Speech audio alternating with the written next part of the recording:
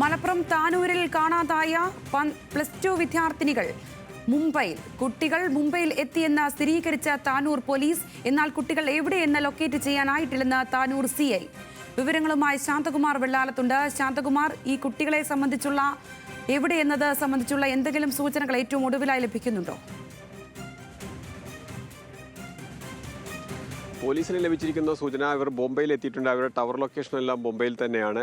പക്ഷേ ഈ കുട്ടികൾ എവിടെയാണെന്ന് ലൊക്കേറ്റ് ചെയ്യാൻ പോലീസിന് കഴിഞ്ഞിട്ടില്ല. അത്തരം കാര്യങ്ങളെല്ലാം പോലീസ് പരിശോധിച്ചു വരിക തന്നെയാണ്. അതിന് മുംബൈ പോലീസിൻ്റെ സഹായം കൂടി കേരള പോലീസ് തേടിയിട്ടുണ്ട്. ഇവിടെ നിന്നുള്ള പോലീസ് സംഘവും ഇന്ന് രാത്രിയോടുകൂടി മുംബൈയിലേക്ക് തിരിക്കാൻ തീരുമാനിച്ചിട്ടുണ്ടെന്നാണ് അറിയാൻ കഴിയുന്നത്.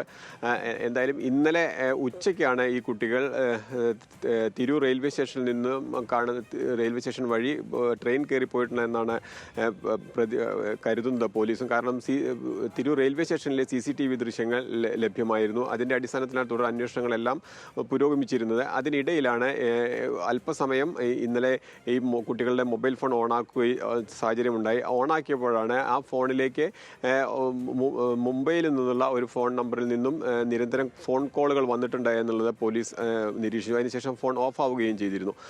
തുടർന്നുള്ള അന്വേഷണത്തിലാണ് ഇപ്പോൾ കുട്ടികൾ മുംബൈയിൽ എത്തിയിട്ടുണ്ട് എന്നുള്ളത് കേരള പോലീസും താനൂരിലെ അന്വേഷണ ഉദ്യോഗസ്ഥനായ CI കൂടി സ്ഥിരീകരിച്ചിട്ടുണ്ട്. പോലീസ് അതിൻ്റെ തുടർ നടപടികളുമായി മുന്നോട്ട് പോകാൻ തന്നെയാണ് മുംബൈയിലേക്ക് ഇപ്പോൾ പോകാൻ തീരുമാനിച്ചിരിക്കുന്നത്. സംഗീത. ശരി ശാന്തകുമാർ.